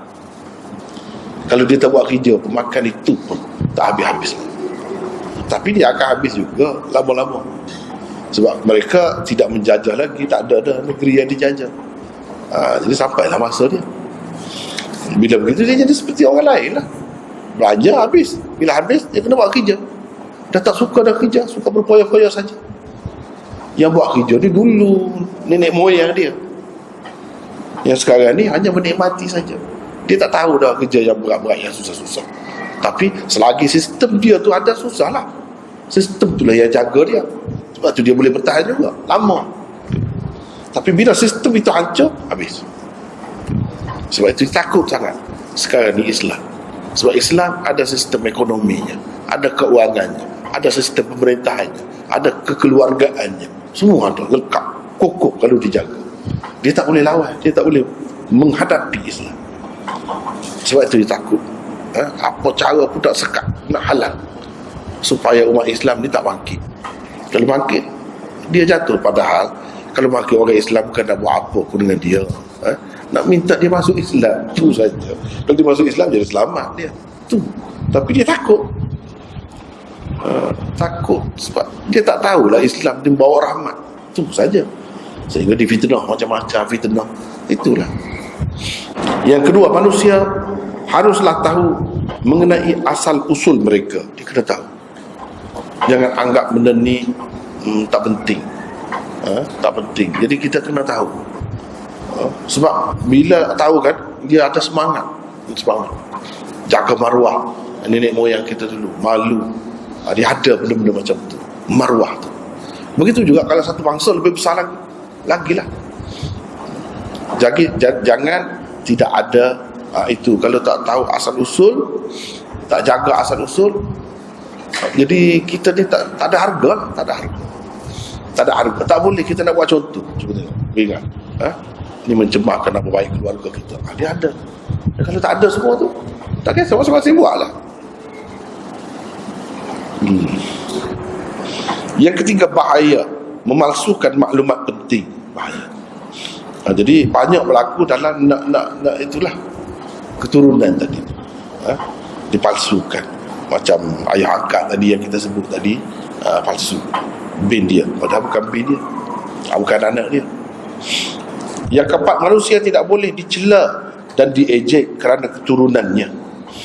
Kerana keturunannya semata-mata tak boleh. Sebab yang jahat itu ada pada keturunan mana pun ada. Sebab itulah Tuhan buat ada. Bahkan keturunan Nabi sekalipun tak ada jaminan. Tak ada jaminan.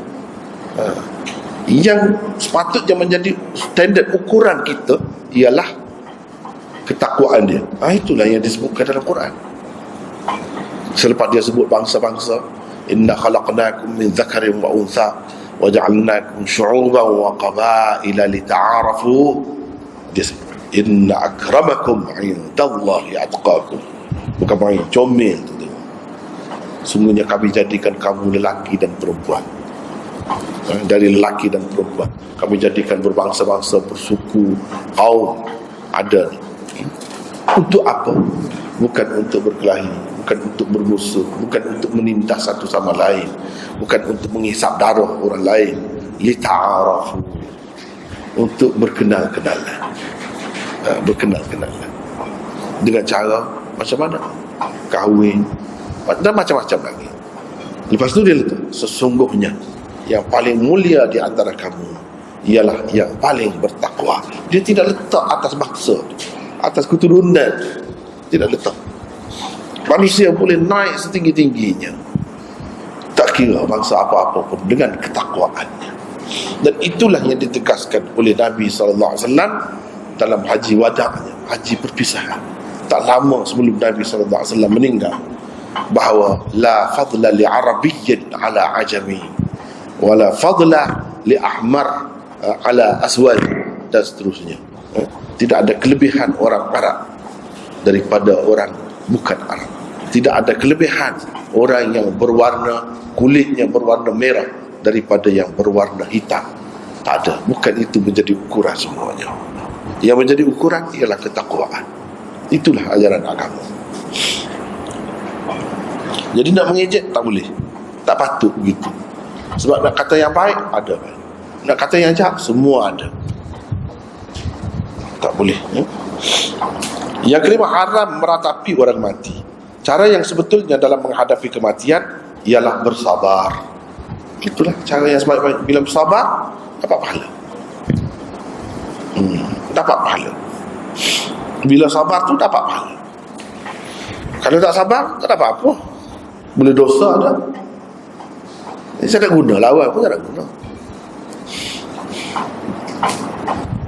Jadi itulah cara yang betul, iaitu bersabar, bukan dengan meratap, dengan mengucapkan takziah, dengan watawasau bis sabri, watawasau bil haqqi, watawasau bis sabr, saling berpesan-pesan dengan kesabaran, minta dia bersabar, dia bertenang. Itu caranya dalam Islam, bukan dengan cara mendorong dia supaya turut meratap, turut meraung, memekik-mekik. Bukan begitu caranya. Itu cara orang lain. Cara orang lain. Cara Islam tidak begitu. Jadi kita walaupun baca tadi banyak kan, tapi kita berhenti sekat dulu hari ini, ya, insyaAllah. Wallahu a'lam. Ada apa-apa kemusykilan? Ya, tadi ada sahabat kita kemukakan soalan di sini. Sempatlah saya tengok sepintas lalu. Alhamdulillah, apa yang disebutkan itu sebenarnya tidak ada asas. Tak ada asas. Memang begini, orang tasawuf memang begini, dia mudah-mudah. Nak kata hadis, nak kata itu mudah-mudah. Sebenarnya bukan hadis tu. Ini yang ada benda ni dalam Al-Futuhat Al-Makkiyah, karangan Ibnu Arabi, bukan Ibnul Arabi. Ibnu Arabi, sufi yang terkenal itu. Memang orang sufi dia selalu mengaitkan dengan hadis. Ini bukan hadis. Kalau kita mengambil kira usul dirayah apa pun, semua tak menepati. Tak menepati. Kononnya ada asas tarekat. Amalan tarekat ini, tarekat adalah sunnah Rasulullah. Kemudian dalam hadis musalsal berasal daripada Sayyidina Ali diriwayatkan oleh Tabarani dan Bazzar, tak ada pun dalam kitab itu. Mengarut semua tu. Tak ada pun dalam kitab itu. Dengan perawi sanad yang hasan, nak jadi hasan macam mana? Kalau ada dalam hadis ya Ali, ulama kita kan dalam usul dirayahnya, kalau mana-mana hadis yang dimulakan dengan ya Ali, semuanya karu. Satu saja yang sahih. Yang lain bawalah 1000. Itu kita sudah ada kaedah. Ini termasuk dalam itu. Termasuk dalam yang dimulakan dengan Ali. Sayyidina Ali meminta agar Rasulullah SAW mengajarkannya satu tarekat. Kata Sayyidina Ali, wahai Rasulullah, ajarkan kepadaku tarekat yang paling dekat. Jadi dia guna tarekat, padahal turun itu jalan. Banyak lagi sahabat-sahabat yang lain guna perkataan macam ni, tapi tak ada riwayat Sayyidina Ali ni, tak ada. Dan turun itu jalan ibadat lah. Tapi dia terjemah dengan makna tarekat supaya sesuai dengan istilah yang digunakan pakai oleh masyarakat itu. Paling dekat untuk sampai kepada Allah, yakni hakikat dan makrifatnya, yang paling mudah untuk diamalkan oleh para hamba Allah, dan yang paling afdal di sisi Allah. Rasulullah SAW menjawab, ya Ali alaika. Ini kan bila sebut ya Ali begini, tak boleh begini. Ini bohong semua. Boleh katakan begitulah. Sebab dalam kitab yang disebut itu tak ada. Adanya dalam kitab lain. Dalam kitab lain tu kitab orang sufi. Kitab orang sufi ni memang maklum, penuh dengan hadis-hadis maudhu' dan hadis-hadis dhaif. Itulah yang menjadi pegangan mereka. Itu hakikat sebenarnya. Ini satu bukti. Salah satu bukti lagi. Tambah lagi bukti. Ini hadis daripada Syaddad apa ni? Ya'li ni. Tak ada nama Ya'li, sebenarnya Ya'la bin Syaddad. Tak apalah. Syaddad kata, kami sedang bersama-sama Rasulullah. Baginda bertanya, adakah di kalangan kamu orang asing? Yang ini seseorang ahli kitab. Kami pun menjawab, tidak ada orang asing ya Rasulullah. Maka baginda pun menyuruh kami supaya menutup pintu seraya bersabda, angkatlah tangan-tanganmu dan sebutlah la ilaha illallah. Maka kami pun mengangkat tangan kami sambil kami menyebut la ilaha illallah. Jelas sekali, kata dia, ini huraiannya, tarekat memang disyariatkan dalam Islam. Orang yang pertama beramal tarekat ialah Nabi Muhammad SAW. Ini semua kan dia tak bagi pun rujukan mana.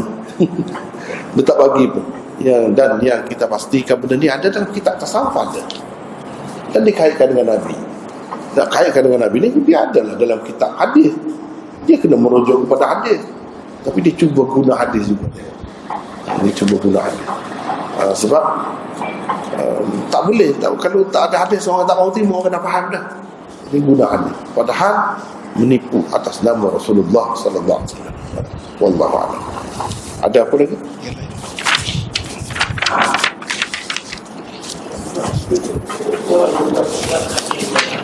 Surat terakhir? Ya.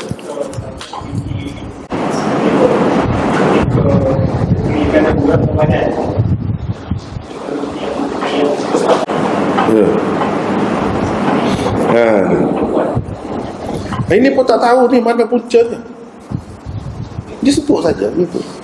Nak membenarkan perbuatan dia, amalan dia tu disebutlah. Padahal sekadar bergerak-gerak kiri kanan itu memang ada dalam hadis yang sahih pun ada. Macam ditiup angin. Sekadar itulah. Benda tu berlaku secara semula jadi. Yang tu tak macam orang ngapal Quran kan begini. Dia jadi dengan sendirinya. Begitu. Bukanlah seperti yang digambarkan oleh puak-puak ni sampai musing-musing itu kan. Itu tidak, tak termasuk. Ini pun tak tahu apa puncanya. Tafsiran sendiri. Ada lagi yang lain?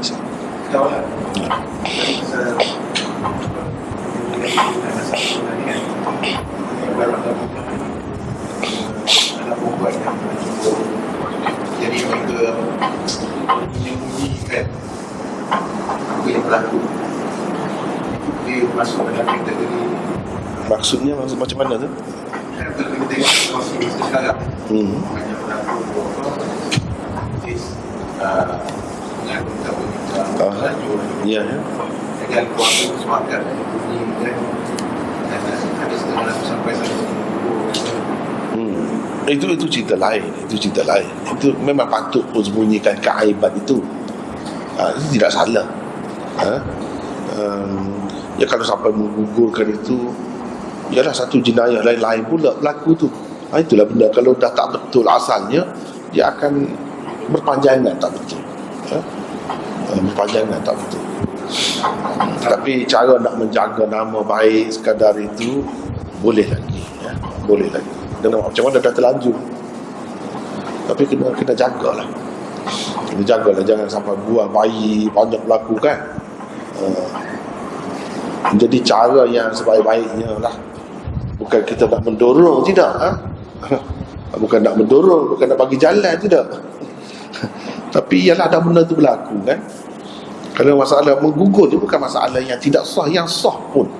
Kalau nak menggugur kan anak kandungan itu dalam keadaan yang dibenarkan oleh syarak, jangan sampai dia sudah jadi ada nyawa ataupun sudah berbentuk.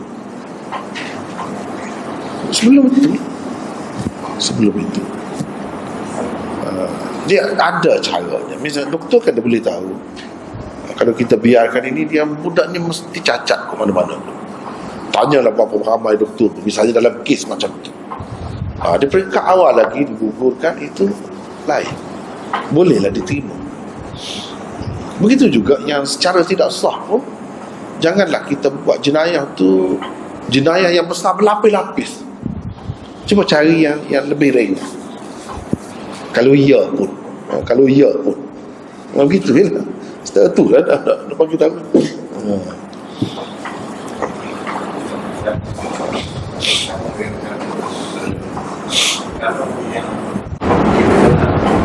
Yang asal kenapa ya kita mengaku seolah sanggup membenci kawin dan dipinkan anak itu salah tak boleh.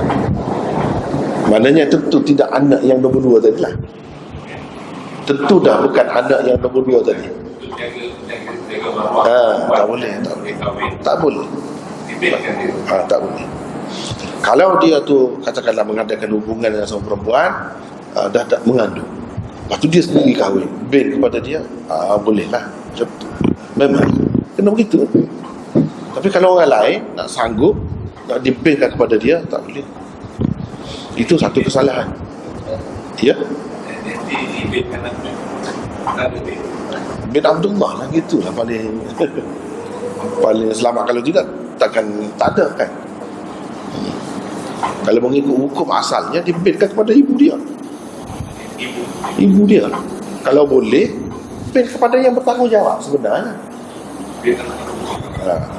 Begitu.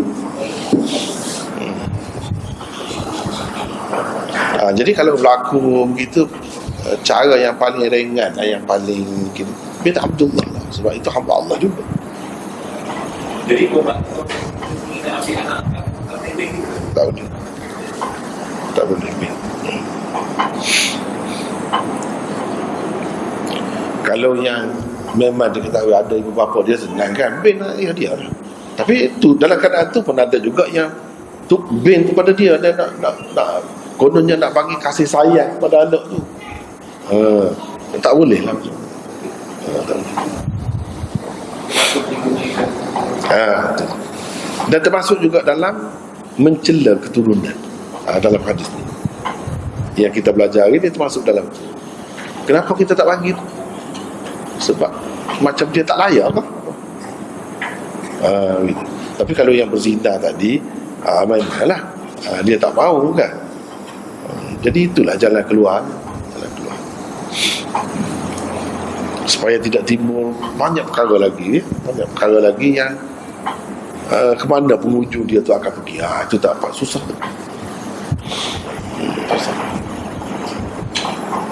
Sedangkan benda tu berlaku secara sulit, dan Nabi SAW pun kalau boleh tak mahu hebohkan benda tu. Benda-benda yang tak elok ni kita sembunyikan lah. Itulah sebaik-baiknya. Jadi kalau kita binkan pada ayah dia yang berzina tu, sebenarnya walaupun zaman Nabi memang gitu.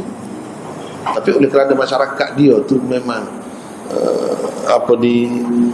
perhubungan lelaki perempuan itu cara jahiliah tu memang diterima walaupun tak betul, tak kisah sangat, taklah malu sangat kan. Semua orang buat begitu. Tapi dalam keadaan kita ni sudah Islam ni sudah kuat, sudah menjadi pegangan umum, tiba-tiba nak bankan kepada dia. Jadi banyak persoalan pula. Dia ni siapa?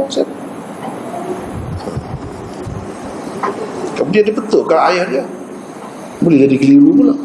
Nanti dia jadi wali apa pula, sedangkan dia tidak berhak jadi wali.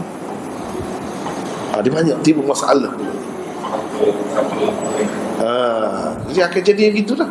Kalau bin ayah dia, katakanlah anak ni perempuan, bin ayah dia yang sebenar, jadi orang ingat sah, secara sah. Sebab boleh jadi dia duduk kahwin, dia cerai, boleh jadi dia bawa dia nak jadi wali, sedangkan dia bukan wali. Kalau mengikut mazhab Syafi'i, bahkan boleh kahwin dengan anak dia, sebab bukan ayah yang sebenar. Yang tak boleh kahwin ni ayah yang sebenarnya, yang sah.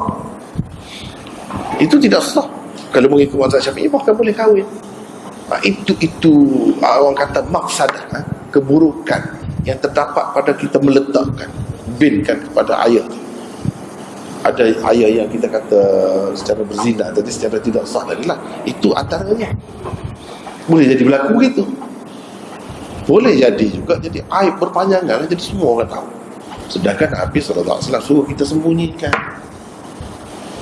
Buktinya kalau orang mengaku pada dia buat tahirah, sembunyi. Sayyidina Abu Bakar, Sayyidina Umar kata, kenapa kamu tidak diam saja bila Rasulullah bagi peluang kepada kamu itu? Maknanya dia nak benda ni sembunyikan, minta ampun dengan Allah sajalah. Jadi takkan tak ada bin, takkan bin nipu kan, bilik pula kan, dia bin Abdullah lah. Itulah jalan keluar supaya jaga semua. Sebab orang ni dia walaupun jahat, walaupun dia terlanjur tersasul, tersalah sampai melakukan begitu, bukan berarti dia sepanjang hayat begitu. Boleh jadi kemudian dia bertaubat, dia menyesal. Jadi kita pun nama dia berpanjangan, jadi orang pandang aib, orang pun tahu, jadi sebutan umum lah. Jadi itu tak elok lah. Yang lebih baik kita sembunyikan. Sembunyikan. Apalagi kalau dalam keadaan undang-undang Islam tetap berjalan. Kalau undang-undang Islam berjalan pun elok kita buat tak tahu gitu, buat tak nampak. Kecuali kalau mencabar kedudukan Islam apa semua tu, kena ambil kira lah. Kalau benda ni tersasul, orang itu tersalah, ialah manusia kan, mungkin dengan sebab kelemahan dia tu dia boleh berubah. Elok kita sembunyikan gitu. Salah satu cara sembunyi, jangan bank kepada dia. Kalau bank kepada dia, orang akan tahu.